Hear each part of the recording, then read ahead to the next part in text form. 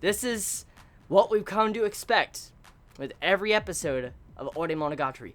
We're on episode 18. Let me clarify. We're on episode 18 of this series. We have multiple episodes until this ends. This is episode 18. I expected the kiss to be saved for the last episode of Ore Monogatari. That's what I expected. Because judging by prior experiences of shoujo or shonen romance, usually the kissing scenes are saved until the final episode of an anime, and it ends right there. I know I shouldn't look at common romance series after seeing and witnessing so many different things throughout this series, but it still blows me away with each week, especially with the kissing scene being on episode 18, let me point that out once again, even the way it was handled. I cannot believe we got 2 kissing scenes in one episode, and it's not just that either. The way it was handled was something that borderline cliche, but then broke the cliche towards the end of the episode. Like, let's explain why.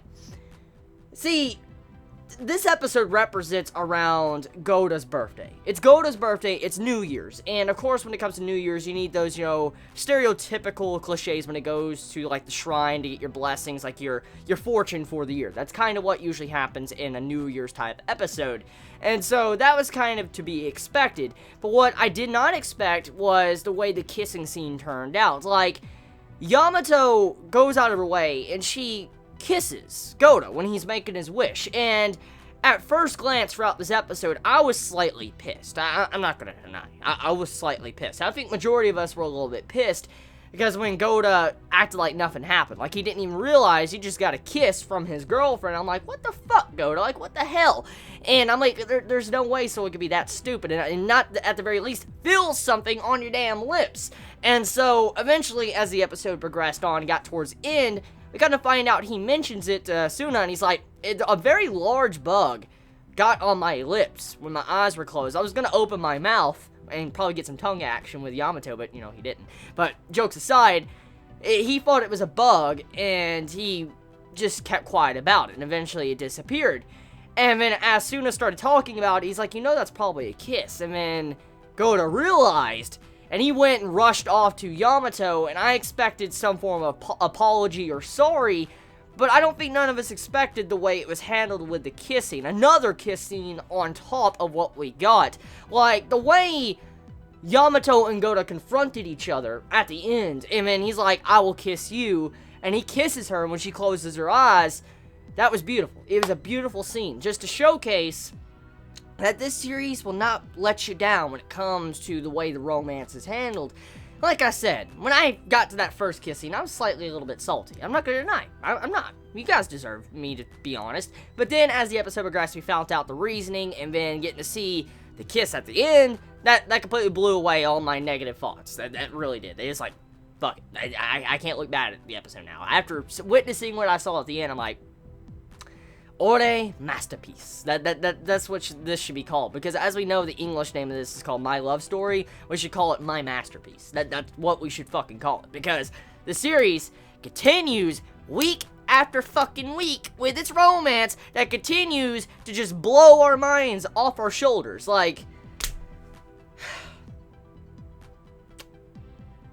episode 18, man. We're on episode 18. We're not even at the end. What are they gonna do for the end?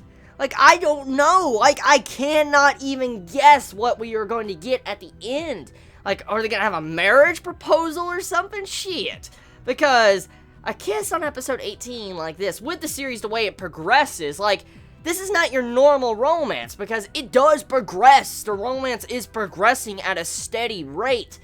And so, you don't know what could happen towards the end of this anime series. Like, that's why I think I'm enjoying it so much, because now I don't even know. Like, the romance is almost at that level to where they need to get married. That's how far it is. Move in and get married and have sexual intercourse. That's where it's at right now, because they've done almost every damn cliche, and broke all the damn cliches throughout the series in 18 episodes, and then used up all the stereotypical episodes that you would see from a romance, like beach episodes and different shit like that.